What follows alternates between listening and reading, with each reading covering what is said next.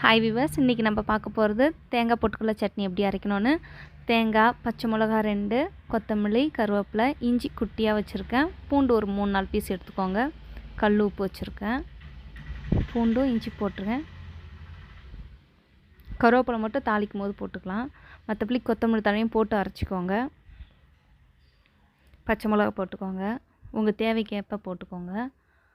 தேங்காய் கொஞ்சம் நிறையா போட்டு கொஞ்சமாக பொட்டுக்கடலை போட்டால் கொஞ்சம் டேஸ்ட் நல்லா வரும்.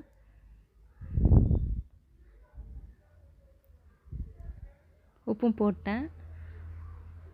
ஃபஸ்ட்டு தண்ணி ஊற்றாமல் லைட்டாக அரைச்சிக்கோங்க. கொஞ்சம் பவுட்ரு மாதிரி ஆன பிறகு தண்ணி சேர்த்துக்கலாம். செகண்ட் தான் தண்ணி ஊற்ற போகிறேன். மேலெல்லாம் தெரிக்காமல் இருக்கிறதுக்காக பண்ணுறேன். அப்படி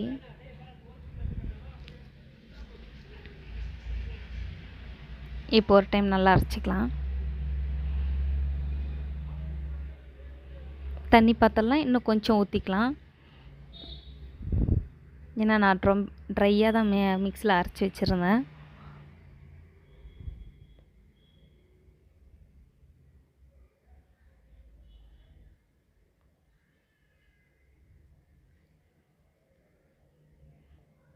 நல்லா அரைஞ்சிருச்சு நைஸாக. இப்போ வேற ஒரு கிண்ணத்தில் மாற்றிட்டு தாளிச்சிக்கலாம். உங்களுக்கு கெட்டி சட்டி வேணும்னா இப்படி அரைச்சிக்கோங்க. இல்லையா ரொம்ப தண்ணி ஊற்றி இறங்கிக்கோங்க.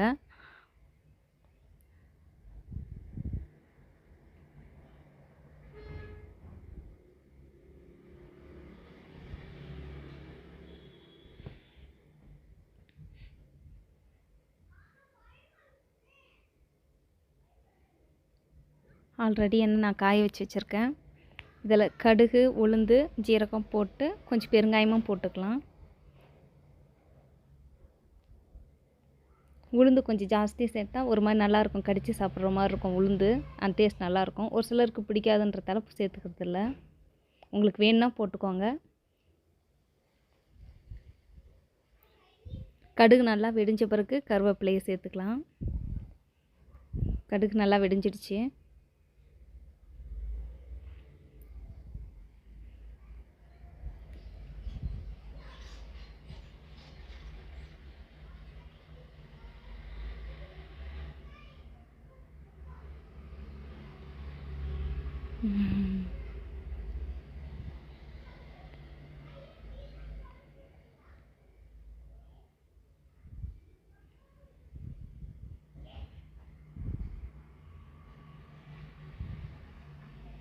ஃபஸ்ட்டு தாளித்தது தக்காளி சட்னிக்கு கொஞ்சம் மிக்ஸ் ஆகிடுச்சு. இப்போ இந்த சட்னி நல்லா கலக்கி விட்டுக்கோங்க. இப்போ வெங்காய தக்காளி சட்னி போட்டு அரைக்கிறது எப்படி பார்க்கலாம். ஒரு சின்ன வெங்காயம் எடுத்திருக்கேன். வரமிளகா ஒரு 4 எடுத்திருக்கேன். கடலப்பருப்பு, அப்புறம் குட்டியாக இஞ்சி வச்சுருக்கேன். பூண்டு ஒரு 4-5 பீஸ் வச்சுருக்கேன். தேங்காய் ஒரு சிலர் சேர்த்துக்குங்க, ஒரு சிலர் சேர்க்காமலும் இருப்பாங்க. அதுக்காக நான் சேர்த்துக்கல.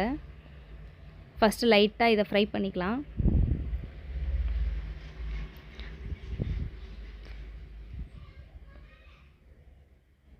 ஆயில் ஊற்றி ஃப்ரை பண்ணும் போதும் நல்லாயிருக்கும். இருந்தாலும் லைட்டாக இப்போ ஒரு டைம் ஃப்ரை பண்ணிட்டு 2வது போட்டால் இன்னும் கொஞ்சம் டேஸ்ட் வரும்.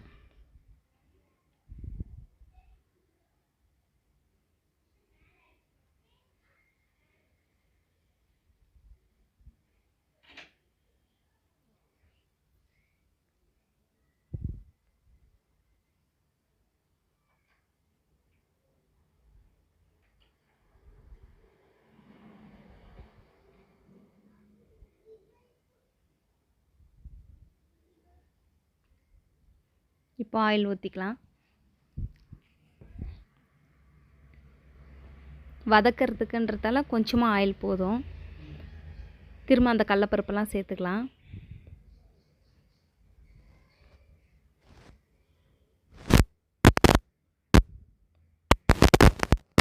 இஞ்சி போட்டு வதக்கும் போதே பூண்டு போட்டு வரமிளகா போட்டுக்கோங்க. வரமிளகா போட்ட பிறகு வெங்காயம் போட்டுக்கலாம்.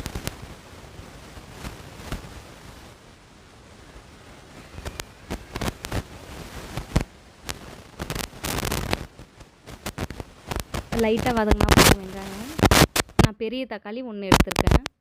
சின்னதாக ஒரு ஆனியன், ஒரு பெரிய டொமேட்டோ எடுத்திருக்கேன்.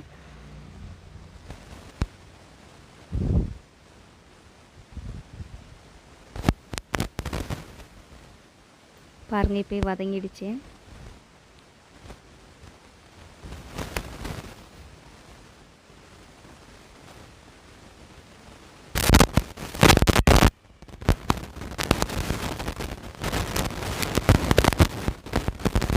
டொமேட்டோ போட்டு கொஞ்ச நேரம் கவர் ஆகிற அளவுக்கு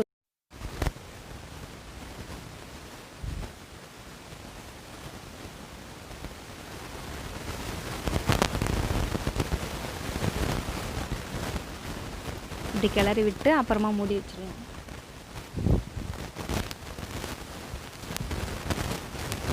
லைட்டாக வதங்கிடுச்சு.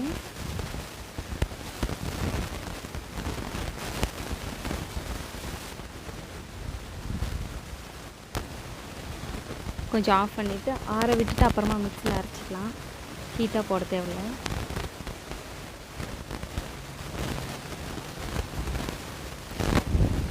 ஆறிடுச்சு நல்லா. இப்போ எடுத்து மிக்ஸி ஜாரில் போட்டுக்கலாம். அது கூட உப்பு சேர்த்துக்கிறேன். ஒரு சிலர் வதக்கும் போதும் போட்டுப்பாங்க, நான் அரைக்கும் போது போட்டுக்கிறேன்.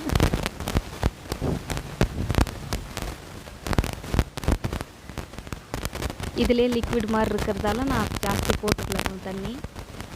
உங்களுக்கு வேணுன்னா லாஸ்ட்டாக இந்த ஜாரு லைட்டாக அலசி ஊற்றிக்கலாம்.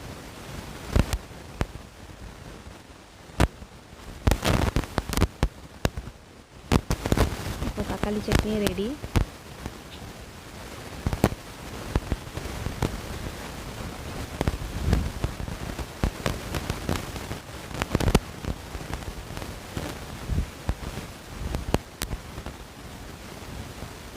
உங்களுக்கு பிடிச்சிருந்தா ஷேர், லைக் பண்ணுங்கள். முக்கியமாக ட்ரை பண்ணி பாருங்கள்.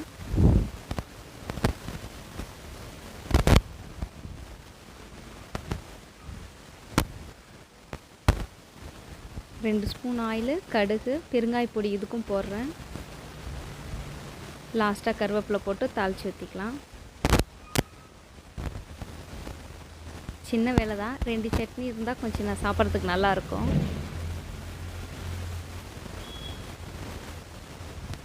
பாருங்கள், தேங்காய் சட்னியும் ரெடி, தக்காளி சட்னியும் ரெடி. தோசைக்கு ரொம்ப நல்லாயிருக்கும். ட்ரை பண்ணி பாருங்கள். சப்ஸ்கிரைப் பண்ணுங்கள். பெல் ஐக்கானும் கிளிக் பண்ணுங்கள். தேங்க்யூ. 5 மினிட்ஸ் தான் இதுக்கு. ட்ரை பண்ணி பாருங்கள்.